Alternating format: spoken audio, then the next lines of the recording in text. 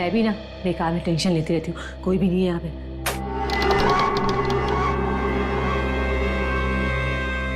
कौन है बेडरूम में? कौन है?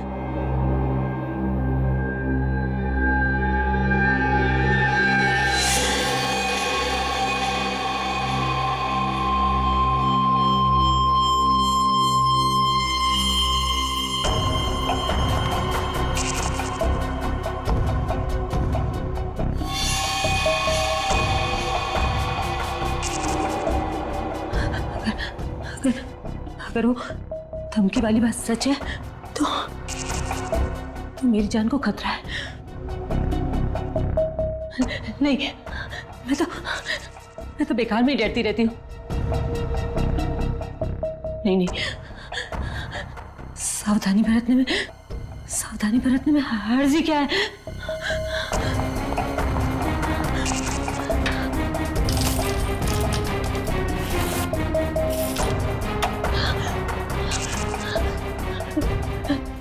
मेरी जान को खतरा है।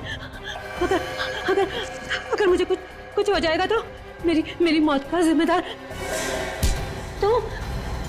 छोड़ो इसे। छोड़ दो मुझे। मैं पुलिस बुला लूंगी। छोड़ो।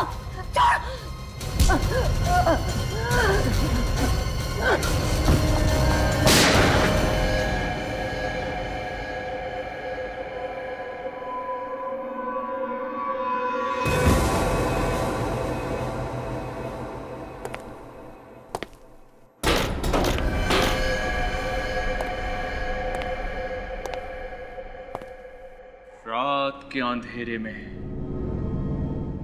सिर्फ चांद के प्रकाश में, बिजली की गड़गड़ाहट में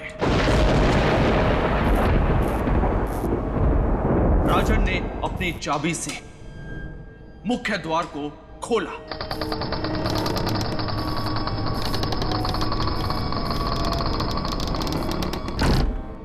राजन शयन कक्ष की ओर मुड़ा। धीरे धीरे और धीरे वो अपने कदम शयन कक्ष की ओर बढ़ाने लगा।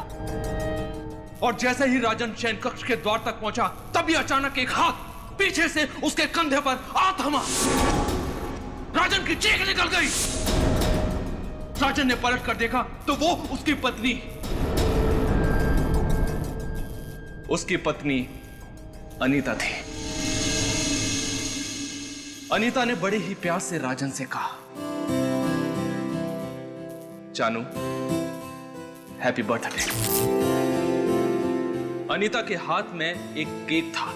उस केक के ऊपर एक जलती हुई मोमबत्ती लगी हुई थी।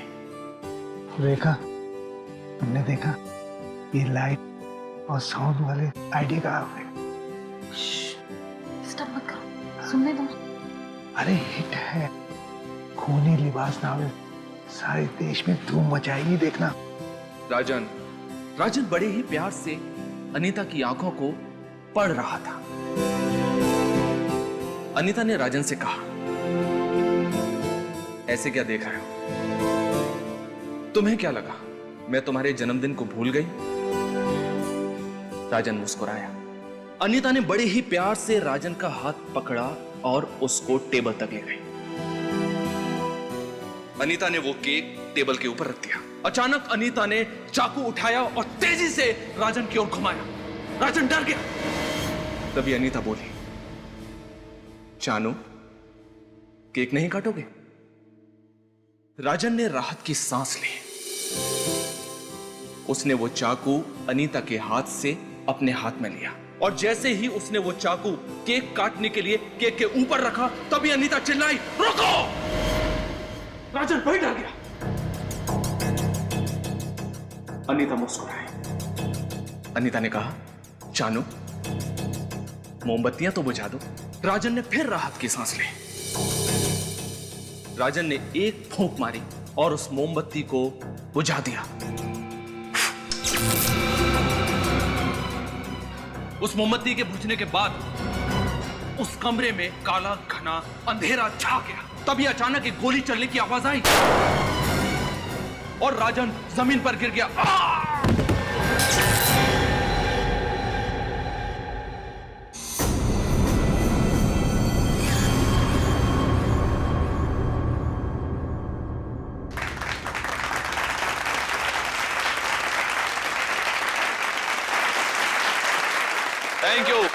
Thank you very much.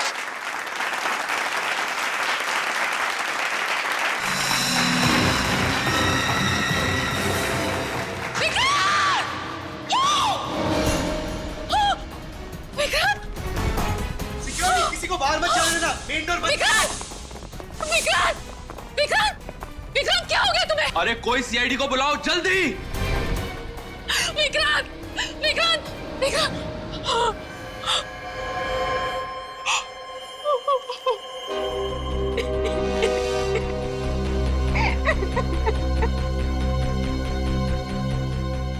ये सब कब हुआ?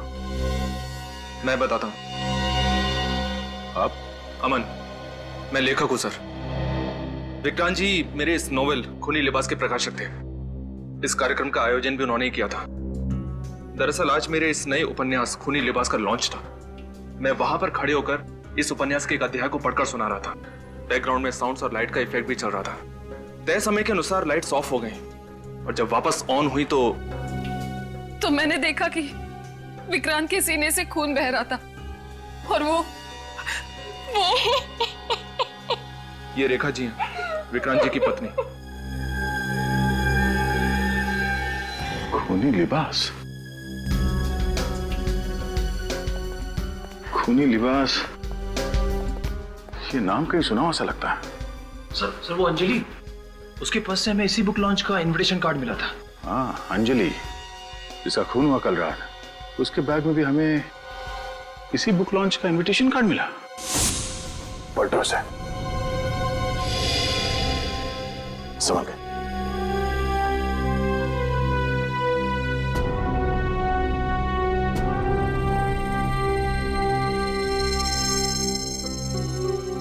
तो अंजलि का और उस हमलेवर के बीच में काफी हाथापाई हुई थी। निशाने को देख के लगता है कि अंजलि ने अपने आप को बचाने की पूरी कोशिश की थी। हाँ सर, लेकिन हत्यारे ने बड़ी बेरहमी से इन पर गोली चला दी। दरवाजा टूटा हुआ नहीं है, घर की सारी चीजें, सारा सामान अपनी जगह पे है। यानी वो हमलावर घर के अंदर जबरदस्ती नहीं घुसा है, अंजलि ने उसे अंदर आने दिया है। इसका मतलब है कि अंजलि उसे जानती थी।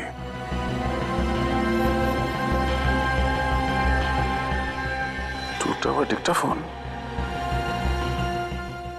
जरूर अंजलि ने इसमें कुछ रिकॉर्ड किया होगा, तभी उस हमलावर ने इसे तोड़ दिया। सर अंजलि के पर्स में ये आईडी कार्ड मिला है। प्रेस का कार्ड? ये अंजलि एक पत्रकार थी? हाँ सर, और सर साथ में ये बुक लॉन्च फंक्शन का इनविटेशन कार्ड भी है। इसका मतलब है अंजलि को भी यहां आने का इनविटेशन मिला था। कहीं दोनों खून का आपस में कोई संबंध तो नहीं है? जरा पीछे हटिए प्लीज।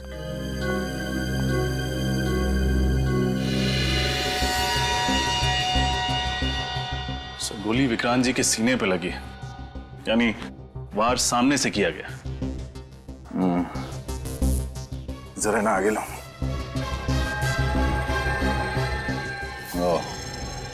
गोली विक्रांत जी के सीने से चीरती हुई पीठ से बाहर निकली और यहाँ चेयर में जा घुसी। सब तब तो गोली बहुत नजदीक से चलाई गई होगी, क्लोज रेंज से। इन्हें नीचे लिटा दो, संभाल के।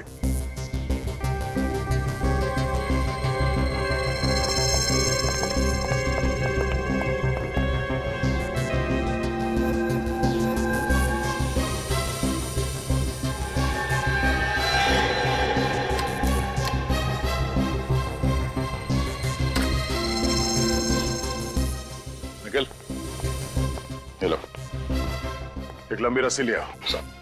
और विनीत, जितने मेहमान हैं उन सबके नाम और एड्रेस नोट कर लो। इन्हें पूछो कि इन लोगों ने किसी को देखा है या किसी पे शक है क्या।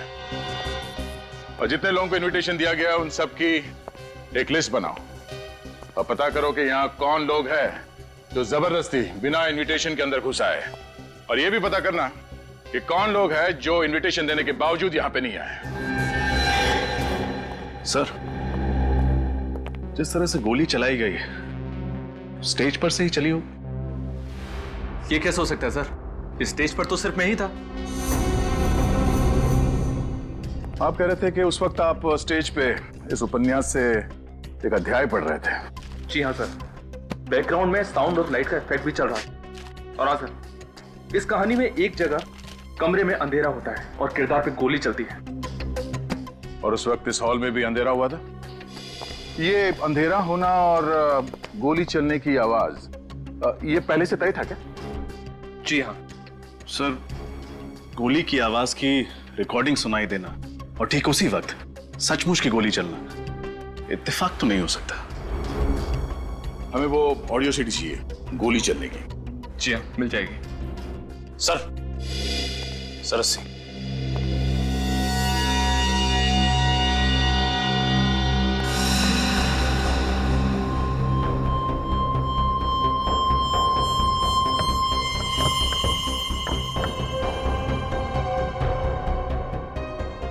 गोली यहीं कहीं आसपास से चलाई गई है।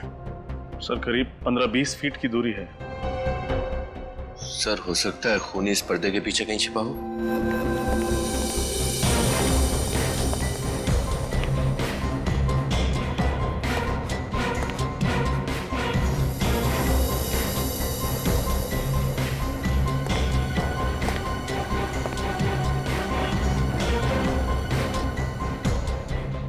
गोली यहाँ इसी जगह से चली है, ये देखो।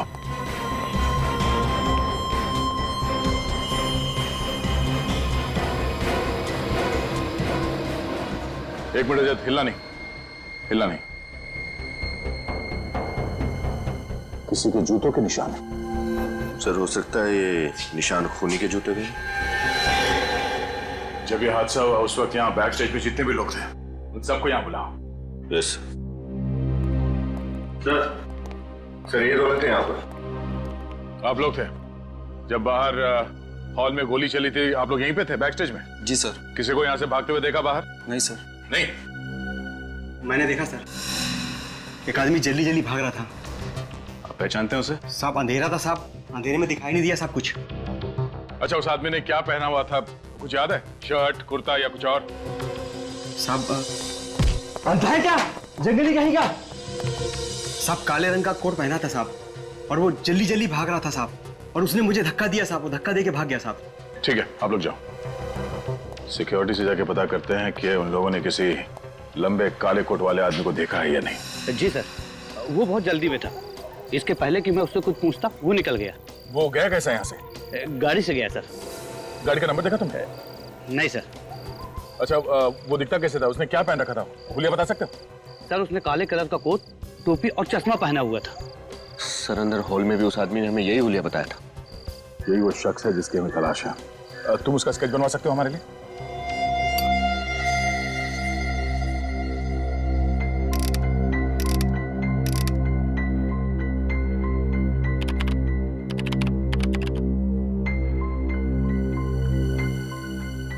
जी सारुंके साहब, कोई खास बात पता चली है क्या?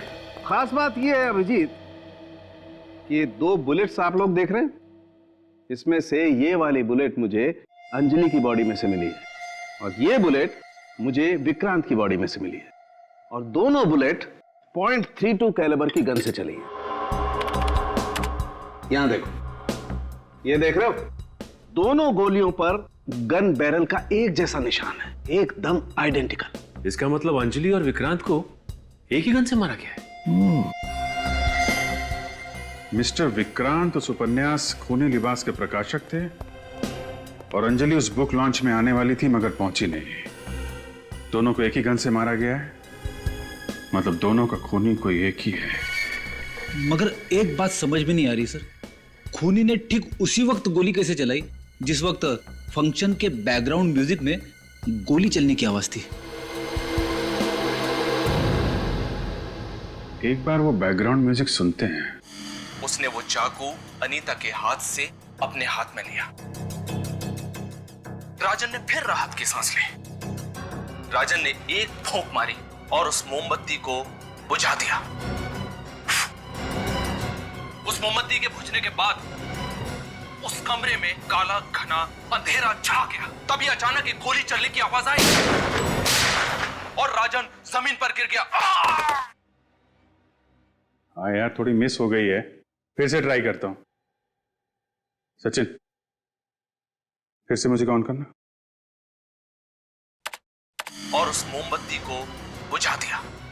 उस मोमबत्ती के बुझने के बाद उस कमरे में काला घना अंधेरा छा गया। तभी अचानक एक गोली चलने की आवाज आई और राजन जमीन पर गिर गया।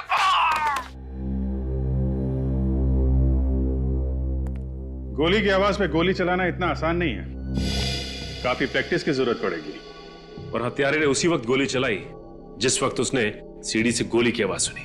अपना टाइमिंग सही करने के लिए उसने काफी प्रैक्टिस की होगी। और प्रैक्टिस करने के लिए उसे इस सीढ़ी की जरूरत तो जरूर पड़ी होगी। हाँ, और बिना सीढ़ी के तो प्रैक्टिस कर नहीं सकता था। पता लगाओ ये सीडी किस रिकॉर्डिंग स्टूडियो में तैयार की गई है और किस किस को दी गई है। सर बुक लॉन्च फंक्शन की गेस्ट लिस्ट चेक की तो पता चला कि 5 गेस्ट थे जो इस फंक्शन में नहीं आए। अच्छा, और क्यों नहीं आए थे? सर 4 लोगों ने तो पहले ही ऑर्गेनाइजर को इन्फॉर्म कर दिया था कि वो लोग नहीं आ पाएंगे, लेकिन एक गेस्ट ने ऐन वक्त पर अपना इनविटेशन कैंसिल कर दिया। और वो कौन है? विक्रांत जी की सेक्रेटरी स्नेहा।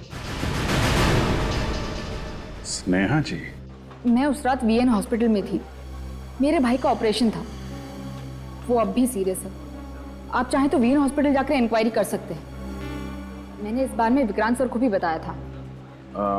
नेहा जी, ये बताइए कि विक्रांत जी की किसी के साथ कोई दुश्मनी थी, कोई कॉम्पिटिटर उनका? दुश्मन का तो पता नहीं, लेकिन वो कुछ दिनों से परेशान बहुत थे। क्यों? पूछा था लेकिन उन्होंने बताया नहीं। लेकिन हाँ, मैंने उन्हें फोन पर किसी से टेंशन में बात करते हुए सुना था। क्या बात कर रहे थे वो, सुना आपने? हाँ, वो बार बार अमन का नाम ले रहे थे। अमन? अच्छा, अब ये बताइए कि बुक लॉन्च फंक्शन के दौरान नरेशन के साथ साथ साउंड इफेक्ट्स का आइडिया किसका था? जी, वो विक्रांत जी का ही आइडिया था। वो चाहते थे कि बैकग्राउंड में एक माहौल सा बने, और इसीलिए मैंने सीडी की 3 कॉपीज भी बनाई थी। 3 सीडीज? मगर वहाँ ऑडिटोरियम में तो हमें सिर्फ 2 ही सीडी मिली थी। ये 3 सीडीज किस किस के लिए? एक विक्रांत सर के लिए, अमन के लिए और एक अपने लिए। ओह, क्या आप हमें ये ऑडियो सीडी दे सकती हैं? आई एम सॉरी सर, वो एक्चुअली वो सीडी या तो गुम हो गई है या मैंने कहीं रख दी है, पता नहीं। I am sorry sir. आपकी सीडी की कॉपी बुक लॉन्च से पहले चोरी हुई थी या बाद में? पहले, बहुत पहले। पहले। थैंक यू स्नेहा जी। अगर आपसे कोई और सवाल पूछना हो तो हम आपको फिर से तकलीफ देंगे। Thank you. सर, ये तीसरी सीडी का राज क्या है, समझ नहीं आया। कहीं किसी ने सीडी चुरा तो नहीं ली? लेकिन क्यों, कौन करेगा ऐसा? यही पता लगाना पड़ेगा हमें। पहले इस अमन से मिलते हैं। Thank you very much. Thank you very much sir. Thank you.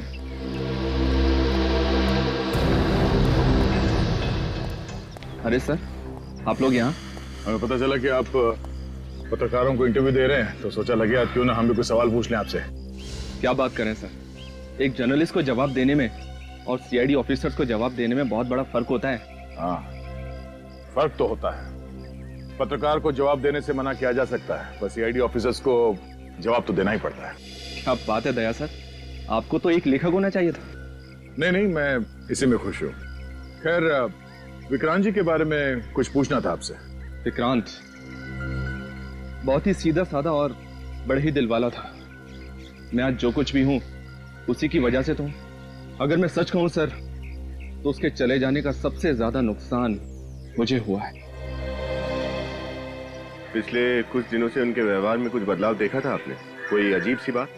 जी हाँ, वो बहुत ही खोया खोया सा रहने लगा था, गुमसुम, खामोश। ऐसा लग रहा था जैसे कोई परेशानी उसको अंदर ही अंदर खाई जा रही है। तो आपने पूछा नहीं उनसे कि किस बात की परेशानी थी उन्हें? जी नहीं। हाँ, लेकिन कुछ दिन पहले की बात है। मैं ऑफिस की लॉबी से गुजर रहा था तो मैंने देखा कि वो फोन पर किसी से गुस्से में बात कर रहा था।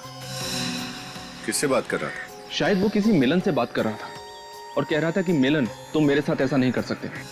और आपने ये नाम मिलन पहले सुना था या किसी मिलन को जानते हो आप? जी नहीं। Thank you. तो स्नेहा कह रही थी कि उसने विक्रांत को किससे फोन पर बात करते समय अमन का नाम लिया और ये अमन कह रहा है कि उसने मिलन का नाम लिया। विनीत, एक काम करो, विक्रांत जी के मोबाइल से मिलन का नंबर निकालो और फिर उसका एड्रेस, पता चल जाएगा कौन सच बोल रहा है और कौन झूठ।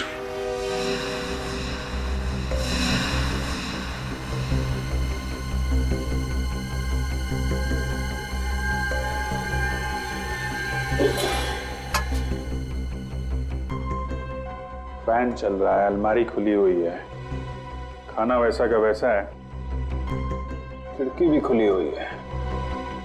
मतलब ये जल्दी जल्दी में भागा यहां से, तो जरूर हमारे लिए कुछ छोड़ के गया होगा। चेक करो घर को।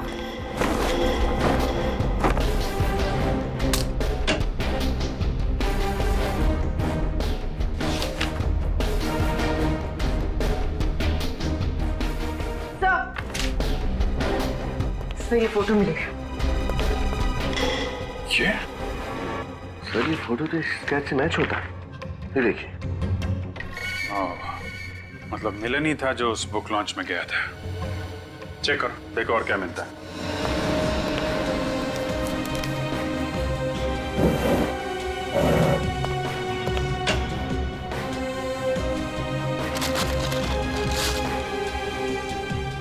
सर, अमिन, सर ये देखिए, चश्मा।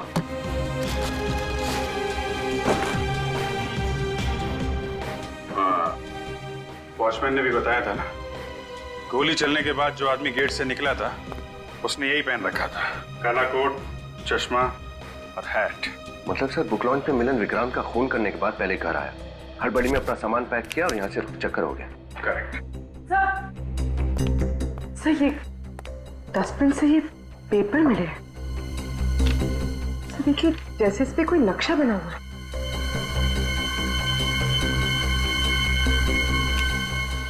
नक्शा ही लग रहा है। जोड़ो इसे।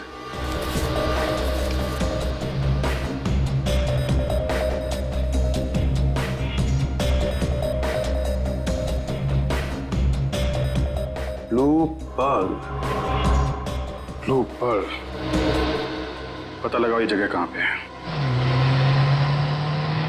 निखिल, तुम्हें पूरा यकीन है यही वो जगह है? हाँ सर, उस कागज पे जो लैंडमार्क था वही होटल है और इस होटल के आसपास सिर्फ एक फार्म हाउस है।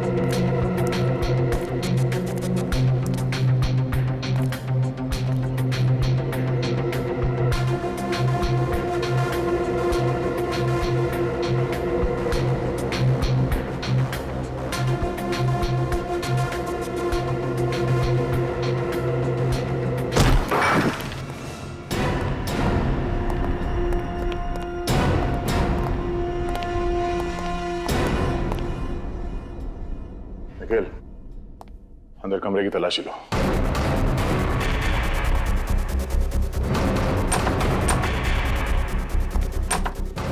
सर, सर ये देखिए। सर ये सेटअप तो बिल्कुल वैसा ही सेटअप है जो उस बुक लॉन्च फंक्शन के जैसा था। हाँ? सर इसका क्या मतलब हो सकता है? इसका मतलब ये कि खूनी काफी अरसे से ये खून करने की प्लानिंग कर रहा था। उसे उस जगह का पूरा लेआउट पता था। उसे ये भी मालूम था कि उस फंक्शन में विक्रांत जी कहां बैठे होंगे।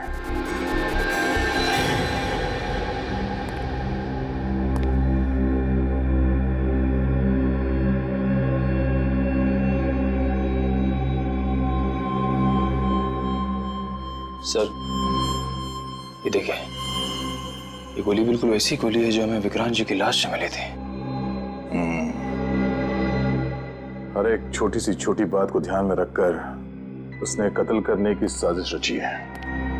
पता नहीं कितने दिनों से अपने इरादों को अंजाम देने में लगा पड़ा था वो। ये टारगेट प्रैक्टिस, ये देखो, ये गोलियां।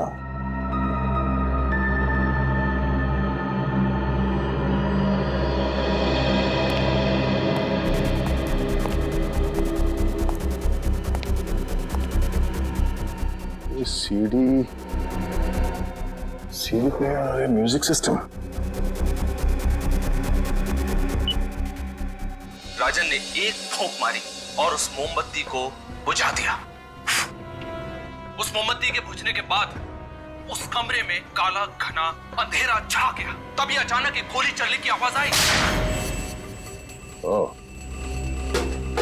सर लगता है वही सीडी है जो मौका वारदात से गायब हुई थी। हाँ, ये वही सीडी है और इसी सीडी की मदद से उसने अपना टाइमिंग एकदम परफेक्ट रखा। जैसे ही सीडी में गोली चलने की आवाज आई, उसने अपने गन से गोली चला दी। और इस टारगेट को देखो, ये इतने सारे छेद हैं। यानी टाइमिंग परफेक्ट रखने के लिए उसने बहुत प्रैक्टिस की थी, टारगेट प्रैक्टिस। और सर इसीलिए उसने ये पर्दे और खिड़कियां सब बंद करके रखा, ताकि जब वो गोली चलाने की प्रैक्टिस करे तो ना उसे कोई सुन सके ना देख सके। निखिल, आसपास जाके पता करो कि ये फार्म हाउस किसका है।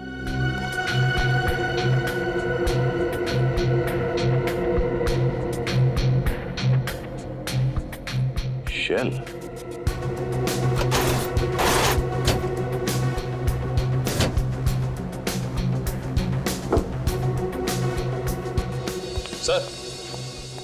सर जो बात पता चली आप सुनेंगे तो हैरान हो जाएंगे। क्या?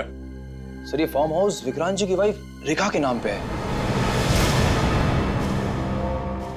रेखा? मैं सच कह रही हूँ, मेरे ही फार्म हाउस पर मेरे ही पति के मर्डर की प्लानिंग चल रही थी। इसके बारे में मुझे कुछ भी नहीं पता था।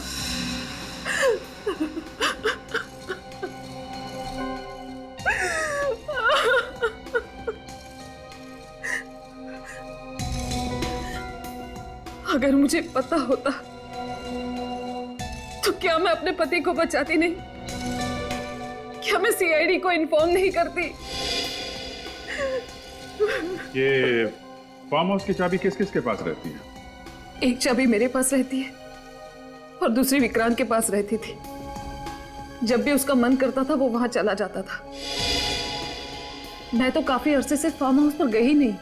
अच्छा, विक्रांत जी ने कभी आपसे किसी मिलन नाम के आदमी के बारे में कुछ कहा था?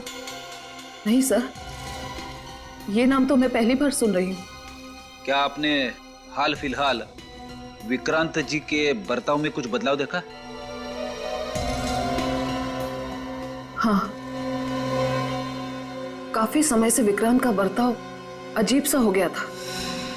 वो कहाँ जाता है, किससे बात करता है, कभी कुछ नहीं बताता था। सुबह भी जल्दी निकल जाता था और रात को भी देर से लौटता था। तो आपने उनसे पूछा नहीं? बहुत बार पूछा, लेकिन उसने तो मेरे सारे सवालों का जवाब देना ही बंद कर दिया था। जब भी कुछ पूछो बस चुप रहता था। ठीक है रेखा जी, अभी आप जा सकती हैं। जरूरत पड़ेगी तो आपको दोबारा बुलाएंगे।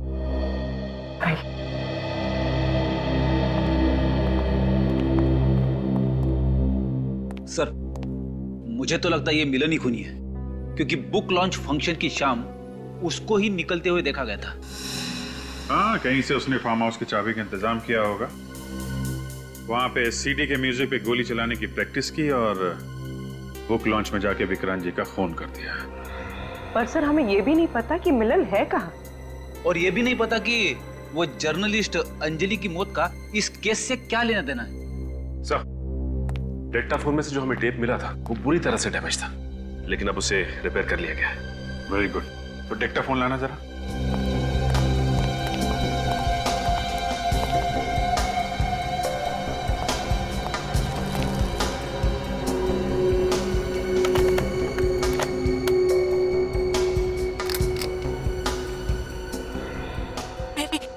मेरी जान को खतरा है। मैं मछुआरी गली में रहती हूँ। अगर मुझे कुछ हो जाएगा तो मेरी मौत का जिम्मेदार। जान को खतरा? फिर से रिमाइंड करो।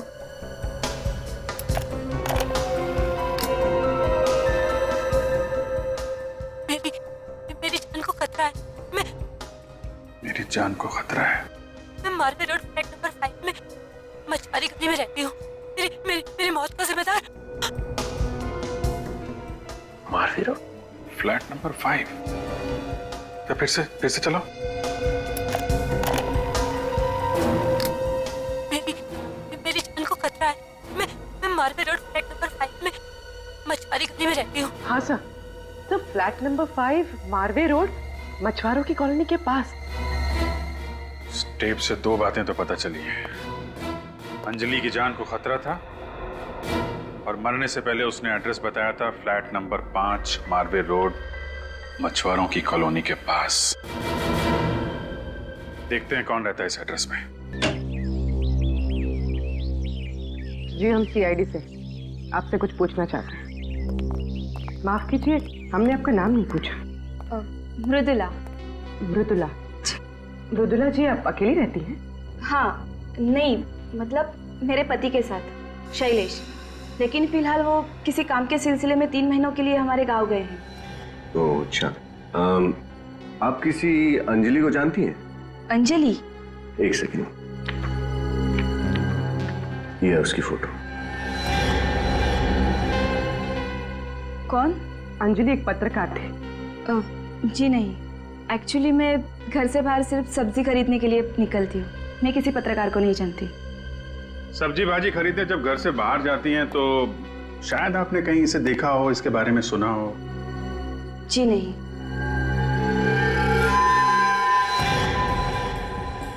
हमने आपको डिस्टर्ब किया, शायद आप नहा रही थी। जी हाँ। तो फिर आपके बाल इतनी जल्दी कैसे सूख गए?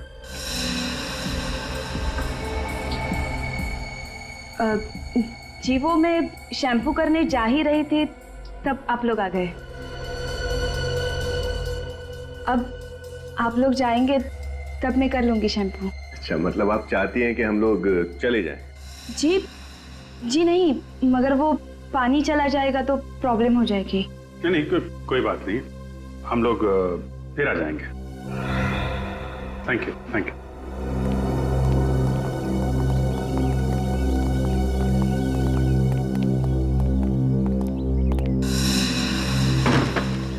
झूठ बोल रही है। हाँ सर, वो शैम्पू वाली बात तो झूठी थी। जानबूझ के दरवाजा खोलने में देर लगाई। शैम्पू का तो सिर्फ बहाना था। लेकिन सर ऐसा किया क्यों होगा इन्होंने? हॉल की दीवार पे एक जगह खाली थी। ऐसा लग रहा था वहां पे कोई पेंटिंग लगी थी या कोई फोटो फ्रेम था। मतलब सर अभी हमारे अंदर घुसने से पहले उन्होंने वहां से वो फोटो फ्रेम या पेंटिंग हटा दी होगी। अब तो ऐसा ही रहा है। मगर वो ऐसे क्यों करेगी सर? नहीं चाहती होगी कि हम वो फोटो फ्रेम या पेंटिंग देखें। सर ऐसी क्या खास बात होगी उस फोटो फ्रेम या पेंटिंग में? उसी का पता लगाना पूर्वी। चलो जरा पड़ोसियों से मिलते हैं।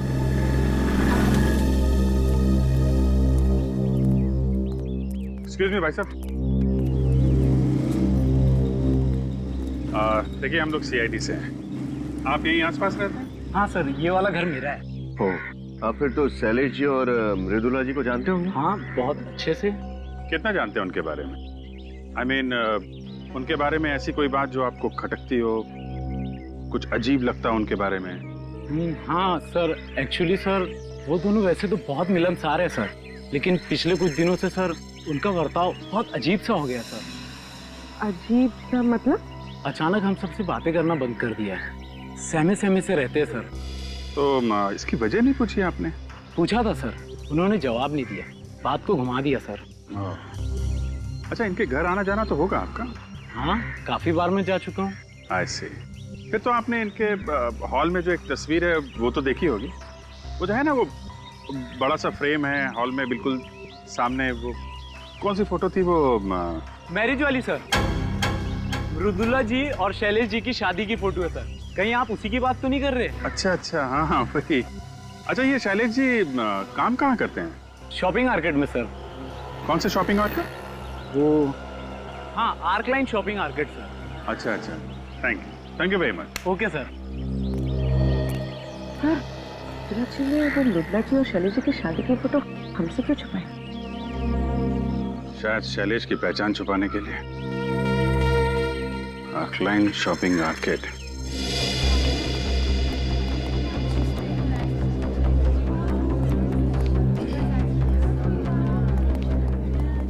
Welcome sir. भैया क्या चाहिए आपको? क्या चाहिए नहीं, ये पूछे कि कौन चाहिए। कौन चाहिए? शैलेश, जो यहाँ काम करता है। तो शैलेश, वो तो यहाँ काम करता था, उसने तो नौकरी छोड़ दी। कितना टाइम हुआ उसे काम छोड़े हुए? ये कोई 3 महीने हुए होंगे। 3 महीने? अच्छा, अब इस शैलेश के बारे में कुछ और बता सकते हो आप हमें? शैलेश के बारे में सर जितना कहा जाए उतना कम है। एकदम फर्स्ट क्लास सेल्समैन था सर। कस्टमर से इतनी अच्छी तरीके से बात करता था कि जो कस्टमर टाइम पास करने के लिए भी आते थे वो सामान खरीद लेते थे। जब वो इतना अच्छा सेल्समैन था, फिर उसने यहाँ से नौकरी क्यों छोड़ी? सर वो कह रहा था कि भाई बड़ा जैकपॉट लगा है उसे, अब वो खुद की दुकान खोलना चाहता है, तो इस सिलसिले में उसे कुछ टाइम के लिए गाँव जाना पड़ेगा। उसका गाँव कहाँ है, कुछ बताया उसने? नो सर, ये तो बताया नहीं सर। ओह, अच्छा, उसकी कोई फोटो तो होगी ना तुम्हारे पास? सर ये रही उसकी फाइल।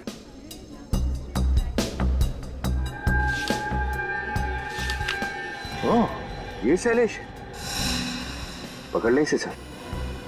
नहीं, अभी नहीं, एक और काम करना बाकी है।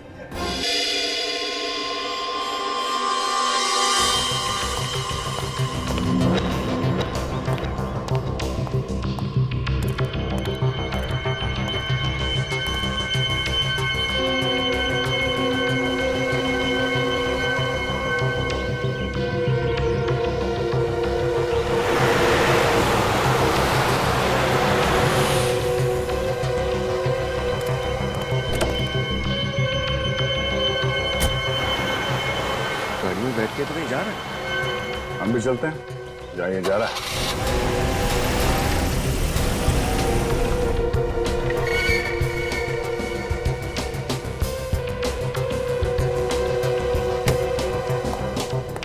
अमन, अब मैं और बर्दाश्त नहीं कर सकता। मेरे पैसे दे दो, उसके बाद मैं तुम्हारे सामने कभी नहीं आऊंगा। दे तो दिए पैसे, अब और पैसे कहां से लाऊं? तुम मुझे बेवकूफ समझते हो क्या? मुझे यह नहीं मालूम कि तुम्हारा कौन सा बड़ा चक्कर चल रहा है? अरे कोई बड़ा चक्कर नहीं चल रहा यार, मेरा विश्वास करो।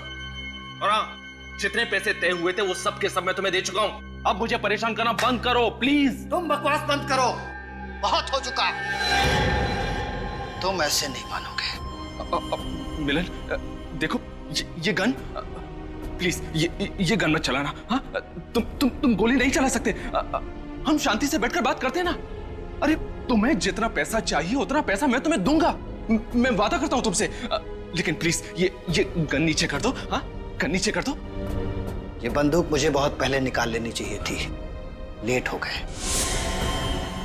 सीआईडी हमेशा ही टाइम से पहुंचती है। हाथ ऊपर कर, हिलना नहीं। गन लो। अच्छा हुआ सर आप लोग आ गए, इस पागल आदमी से मुझे बचा लीजिए। घबराने की कोई जरूरत नहीं है अमन, अब तुम्हें कुछ नहीं होगा। शुक्रिया सर, बहुत बहुत शुक्रिया, आप लोगों ने मेरी जान बचा ली। निखिल, हथकड़ी लगाकर हिरासत में ले लो। सर मैंने क्या किया है सर? सर मेरा कोई कसूर नहीं है, मुझे गिरफ्तार मत करिए सर।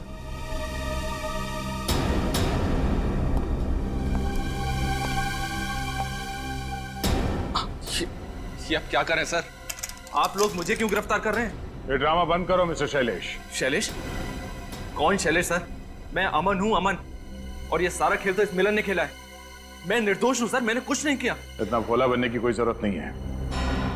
हमारे पास सबूत है कि तुम्हारा असली नाम अमन नहीं, शैलेश है। आर्कलाइन शॉपिंग आर्केड में काम करने वालों के रजिस्टर में तुम्हारा नाम, समझे? और वहां तुम्हारी फोटो भी है। तो मिस्टर शैलेश, अब तुम महान लेखक नहीं रहे। मिलन, विक्रांत जी से तुम कैसे मिले? जब दो पब्लिशर ने मेरी कहानी छापने से इनकार कर दिया, तब मैं विक्रांत जी के पास गया। विक्रांत जी को मेरी कहानी बहुत पसंद आई, लेकिन उन्होंने कहा कि हम इसे नकली नाम से छापेंगे। इसलिए विक्रांत जी ने तुम्हारे उपन्यास को तुम्हारे नाम से नहीं, बल्कि एक नकली लेखक अमन के नाम से छाप दिया। जी, और जब उपन्यास को सराहा गया तो मुझे लगा कि विक्रांत जी मुझे दुनिया के सामने लेकर आएंगे, लेकिन विक्रांत जी को लगा कि दुनिया इस बात को कभी नहीं मानेगी कि मुझ जैसा दिखने वाला साधारण आदमी लेखक हो सकता है। उपन्यास की पब्लिसिटी के लिए उनको स्टाइलिश और आधुनिक चेहरा चाहिए था। और तभी उनकी मुलाकात शैलेश से हुई, आर्क लाइन शॉपिंग आर्केड में। हाँ? और तुम्हारी मीठी जुबान से बहुत इंप्रेस हो गए वो, तो उन्होंने एक प्लान बनाया। उन्होंने सोचा क्यों ना तुम्हें अमन बनाकर दुनिया के सामने लाया जाए। हाँ? पैसा और शोहरत पाने का मेरे पास ये सबसे अच्छा मौका था सर, लेकिन विक्रांत जी ने तय किए हुए पैसे मुझे नहीं दिए, इसलिए तुमने मिलन से हाथ मिला लिया और अपने मकसद को पूरा करने के लिए अंजलि नाम की जर्नलिस्ट की मदद ली। मगर शैलेश, तुम्हारा लालच बढ़ा, तुमने अपना प्लान चेंज कर दिया। तुमने सोचा क्यों ना विक्रांत जी को ही मार दो ताकि उनके रॉयल्टी के सारे पैसे तुम्हें मिल जाएं। हाँ, और उनको मारने की प्रैक्टिस भी मैं उन्हीं के फार्म हाउस पर किया करता था। और अंजलि को इसलिए मार दिया क्योंकि अगर वो जिंदा रहती तो तुम्हारी सारी असलियत सबके सामने ला देती, है ना? मिलन भी तो तुम्हारी असलियत जानता था, इसको क्यों जिंदा छोड़ दिया? ये कहीं गायब हो गया था। चलो इतना तो पता चल गया कि तुमने जानबूझकर मिलन को उस रात बुक लॉन्च पर बुलाया और बैक स्टेज के पर्दे में छेद बनाया। ये बताओ, विक्रांत जी पर कैसे गोली चलाई तुमने? मैं गन किताब में छिपा कर लाया था। मैंने स्टेज से ही अंधेरे में उन पर गोली चला दी। चलिए नकली लेखक, असली जेल में सजा काटने का वक्त आ गया है।